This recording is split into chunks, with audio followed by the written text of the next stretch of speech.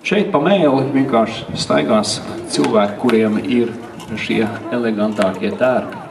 Starp visiem šī te pasākuma dalībniekiem, tā skaitā arī daļai bruņojušies cilvēki mums šeit parādās. No kā pamatā sastāvēs sievietes aptērps. Tātad tas pamatā ir lina trekls, garš, līdz pat zemē. Pāri tai tiek vilkta kleita, kas tiek saukt arī par koti vai kirtlu. Un pāri tai vēl ir virskleita, jeb surkote vai kotehardī. Lielākoties izmantotais materiāls bija smalki austa vilna, bet bija sastopams arī lina apģērbs. Tas tāpēc, ka tai laikā Eiropā valdīja tā saucamais mazais ledus laikmets. Un apkārtējā vidas temperatūra vidēji bija stipri zemāka par to, kādu mēs varam baudīt mūsdienās. Brīvi krītošās augumu apslēpjošās kotes, ko saturēja josta, ātri vien iziet no modes par labu piegulošiem un auguma formas izcilošiem kirtliem. Kāpēc tā notiek? Tāpēc, ka paliek kaut kāds ražošanas pārpalikums, cilvēki kļūst turīgāki, tik taupīgi ar auduma gabaliem jāpietās vairs nav. Var izvēlēties sarežģītākas piegrieznes, kas, protams, ir saistīts ar audumu zudumiem, un līdz ar to ir iespēja veidot, kā jums teicu, šādas te kaut kādas frakcijas, ja, no maziem audumu gabaliem.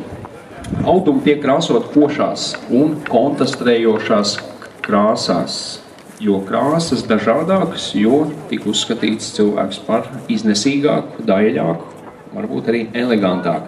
Lietoja ne tikai vienkrāsains, bet arī svītrainus, rūtainus, skujainus vai kādus citus raibus audumus. Nereti redzam tādu tērpu, kuriem viena puse ir vienā krāsā, otra otrā, savukārt odere pavisam citā. Parādījās tērpu aizdars ar podziņām un saitītēm. Aizdars parasti ir sastopams priekšā, kreisajā sānā, retāk labajā, bet praktiski nekad nav sastopams aizdars aizmugurē.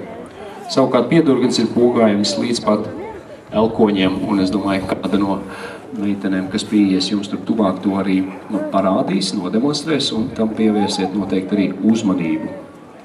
Kājās parasti bija ādas zābaci ar smailiem purniņiem, kājas tika iejauts šūtās, lina vai vilnas zeķēs, tā saucamās šosēs. Vaļējus matus īpašos gadījumos atļāvās atstāt jaunas, neprecētas meitenes vai karalienes. Precētām sievām galvu pienācās vēl apsekt ar blīvuru. Savukārt neprecētās to varēja darīt vai nedarīt, to viņas izvēlējās pašas. Ja sievietes ģimene bija turīga, pārtikusi, viņa varēja dižoties ar blīvuru, kas izgatavos no zīdauguma. Zīdaudums tika ievests no austrumiem un tika uzskatīts par luksus preci. Vēsākā laikā tika valkāts kapuces, kurām obligāta sastāvdaļa bija koķeta gara aste. Dažkārt sastopamas šādas astes, kas nokarājās līdz pat zemē.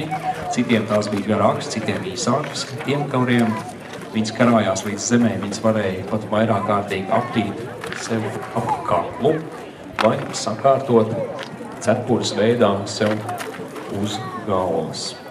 Vēl tērpu varēja papildināt arī apmetnis, parasti garš un plats ar košu oderi, jo ejot viņš plandījās un izcēla nēsātāju gaitu.